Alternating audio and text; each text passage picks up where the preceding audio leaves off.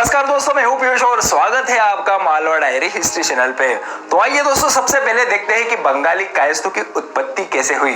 दोस्तों, जब बंगाल में सेन राजवंश के राजा आदिसुर या कुछ इतिहासकारों के अनुसार बल्लाल सेन का राज था, तब उन्होंने कन्नौज, जो कि उस समय भारत की सांस्कृतिक राजधानी समझा जाता था, वहां से 5 ब्राह्मणों को बंगाल में बुलाया ताकि वह बंगाल के ब्राह्मणों को सनातन वैदिक संस्कृति की शिक्षा दीक्षा अच्छे से दे सके।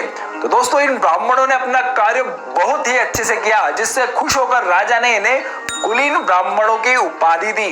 अब दोस्तों, इनमें ब्राह्मणों के 5 गोत्र आते हैं, जिसे हम मुखर्जी, चटर्जी, बैनर्जी, गांगुली तथा भट्टाचार्य के नाम से आज जानते हैं। अब दोस्तों, राजा ने शासन तथा राजकाज की अन्य जिम्मेदारियों के लिए भी इन ब्राह्मणों से उपयुक्त लोगों की नियुक्ति के लिए कहा।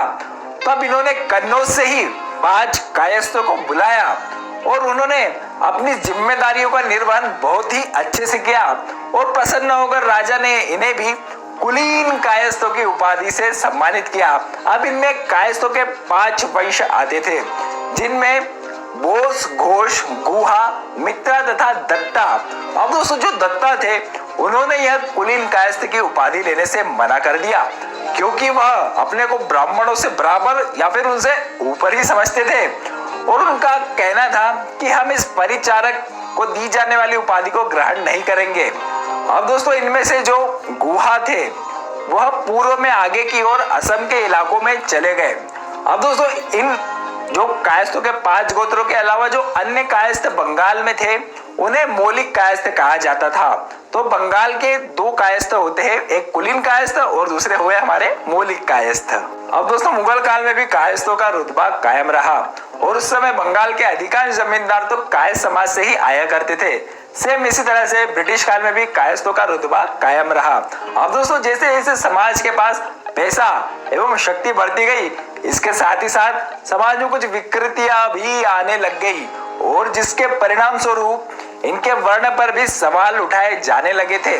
और दोस्तों, सन 1884 में कलकत्ता हाईकोर्ट ने अपने एक निर्णय में इनके द्विज के स्टेटस पे ही सवालिया निशान खड़े कर दिए थे और इन्हें शूद्र घोषित कर दिया था। अब जिन लोगों को यह नहीं पता कि द्विज क्या होता है, उनके लिए मैं यह बता दूं कि द्विज यानी समाज का वह वर्ग जिसे उपनयन संस्कार करने का अधिकार प्राप्त था।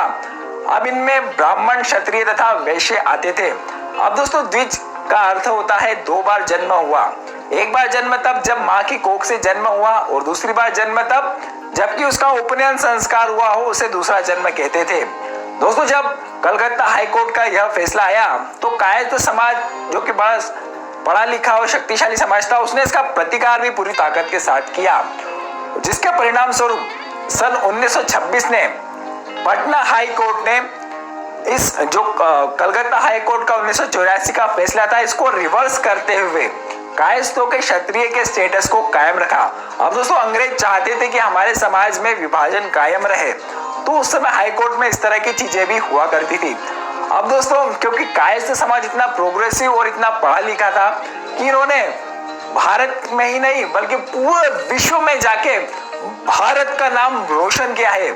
आइए कुछ ऐसे ही महत्वपूर्ण शख्सियतों के नाम को जान लेते हैं। स्वामी विवेकानंद, विश्व को भारतीय योग एवं वेदांत का ज्ञान बांटने वाले। जगदीश चंद्र बोस, जिन्होंने सिद्ध किया कि पौधों में भी जीवन होता है तथा रेडियो तरंगे एवं माइक्रोवेव ऑप्टिक्स की खोज में भी यह पायोनियर थे। सुभाष चंद्र बोस, भारत की स्वतंत्रता में जिनका बहुत बड़ा हाथ था, इन्होंने आजाद हिंद फौज की स्थापना की थी। श्री अरविंदो और परमहंस योगानंद जी भी इन्हीं समुदाय से आते थे। दोस्तों, अभी बहुत कुछ और भी बचा है कायस्थ समाज के बारे में बताने के लिए, तो बने रहिएगा हमारे चैनल मालवा डायरी के साथ, हमें सब्सक्राइब करके। धन्यवाद।